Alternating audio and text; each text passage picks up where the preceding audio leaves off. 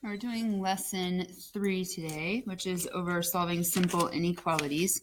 So the big idea for the chapter is the same, that equations and inequalities can be used to describe situations and solve real-world problems. So we're obviously going to be focusing on inequalities today, which would be using the greater than, less than symbol, or the greater than or equal to symbol, or the less than or equal to symbol.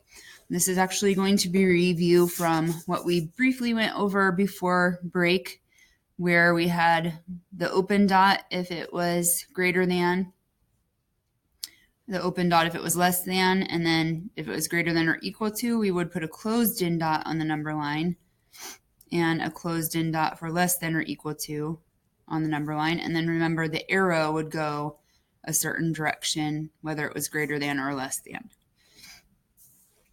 Okay, so we're going to practice some of these problems, and then you're going to do the other ones. So if you turn to page 27, we'll go over some of them, and you'll get an idea of how to do this. So basically, at first, you're just going to rewrite each statement using greater than, less than, greater than or equal to, or less than or equal to. So this is all about inequalities, which means that the statement that's on the left compared to the statement that's on the right, the expressions would not be equal, or they would be equal or greater than or less than. So remember, the prefix in means not, and we know equality would mean equal, so we have not equal. Okay, so if you look at number 1, the statement says k is less than 12. Okay, so I'm going to get out a couple of different colored markers just to show you that this is just exactly as it's written. This is word form, and then we're just going to write it with symbols. So the k would stay k,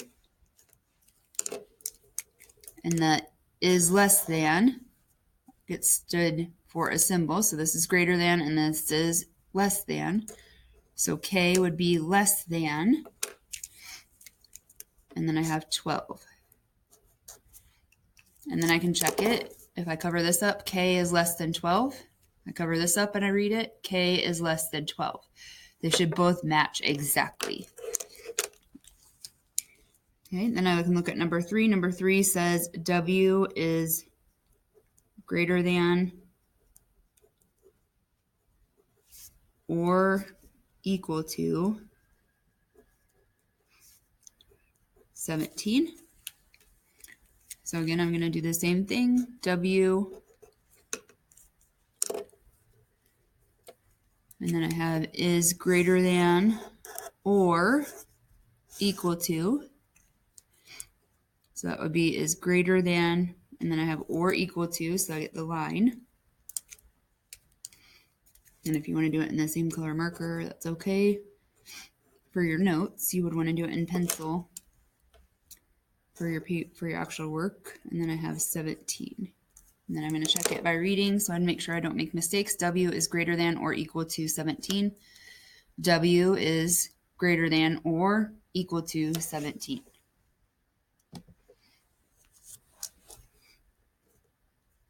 Okay, and then if I have it in word problem format, like number 5 is, a sack of potatoes weighs at least 20 pounds.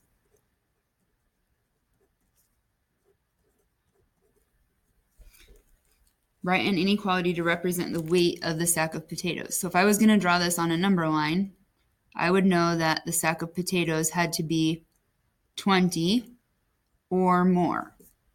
So let's ask ourselves, could the sack of potatoes be 20 pounds? And the words at least tell us, yes, it could be. Could it be 21 pounds? Yes, because it has to be at least 20 pounds. So that means it can be 20 or greater.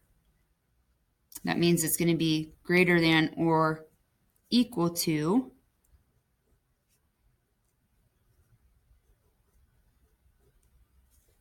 20 pounds. So I could put X for potatoes. Usually when it has something like potatoes and I can make a letter stand for that same thing, I'm going to put P for potatoes, so the potatoes have to be greater than or equal to 20. And I don't have to put my label because it's an expression or an inequality technically. Okay, so those words in front of where it said at least 20 pounds do matter. I wouldn't just put P is greater than 20. This would be incorrect. Okay. And then if we want to represent these on a number line, so just like I showed you here on this number line, P is greater than or equal to 20. We did this just a little bit before break, before we started chapter 7. So I would have the numbers to the left and right, and then greater than or equal to would be filled in with a dot. So if you look at number 7, we have X is greater than 5. So I would have 5, 6, 7, I could have 4, and I could have 3. I always try and do at least one to the side that I'm not going to, and at least a couple to the other side. So this is not or equal to. So remember, greater than or less than would just be an open dot above that number. So I would have an open dot above the number 5. So that tells us right here, open dot, because it doesn't have the or equals to underneath it. And then the X would have to be greater than. So my X will be over here, where everything would be greater than. So could X be, let's say, so 2, 1, 0, negative 1? And the answer would be no, because X can only be anything greater than 5. Could X be 5? And the answer is no again, because it's an open dot above 5. It has to be greater than 5. Could X be 10? 8, 9, 10. Yes, X could be 10. Could it be 100? Yes. Could it be 1,000? Yes. Could it be a negative 1,000? No, because that would be to the left on the number line. So this black part is what you would have for an answer for 7. So if I did 9, M is less than 22. I'll give you a second. You guys try and figure out how you would do that. So you can always just number your number that you're trying to find right in the middle. So you decide whether it's open or closed, in which direction your arrow goes. So who thinks it's an open dot? So we have greater than or less than. If you look back up here, you should have said open dot, because it does not have the or equals to underneath it. And then it is less than, so that means the arrow is going this way. So remember, I told some of you that the arrow kind of shows you, so the less than symbol goes this way. So if your variable comes first in your expression, the arrow will tell you which way it goes. So they match up like this. Okay. However, if the variable does not come first, so if this had been 22 is greater than M, I would have to reorder this and put M is less than 22 in order for the arrow trick to work. Otherwise, you're going to try and put the arrow going the other way. Okay, and let's look at number 11. It says write an inequality for the graph on the number line. So they're showing you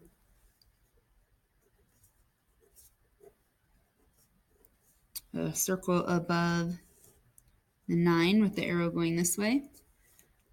So you can just use the variable x, and then this is going to the left, so it would be less than, so x is less than, and then whatever the dot is above is what number you would put, so x is less than 9.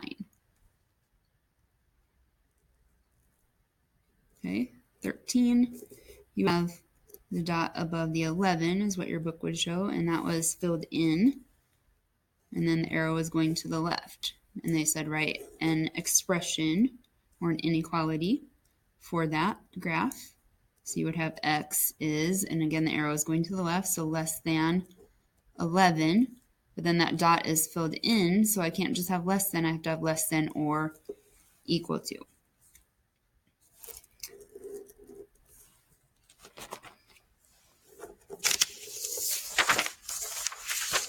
And if you turn the page to page 28, you can see on number 15, it says represent the solutions of each inequality on a number line. Then give 3 possible integer solutions of each inequality. Remember, an integer is a whole number, so you couldn't give like 10.5 or something like that. So they said P is less than 9.5. So if I put 9.5 right here in the middle, it doesn't say less than or equal to, so I know I have to have an open dot, and it has to be less than that. So my P is going to go right above that line. So my next whole number down would be 9, and my whole number up to the right would be 10. So then this would be to have equal numbers, I would have to go to 8.5. And then this would be 8, and then 7.5, 7, 6.5, 6, 5.5, etc. And it asks for integer solutions. So don't forget the second part of the directions. So 3 possible integer solutions. Okay, so I can't have 9.5 because number 1, it has the open dot above it, so it couldn't be possible. Is 9 an integer? Is it a whole number? And the answer would be yes, so that could be my first possible one. Is 8.5 an integer? A whole number? And the answer is no, so it can't be that. Is 8 an integer? Yes. So anything pretty much less than 10, that's a whole number, would be a possible solution. Could I say -10? That would be a possible solution. So anything 9 or less.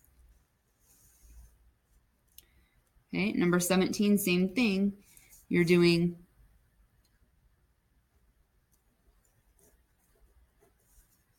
your graph. So I would fill this one in because it says B is less than or equal to 23/4. And since it's 23/4, I'm going to leave it as that. So then 22/4, 21/4, 20/4.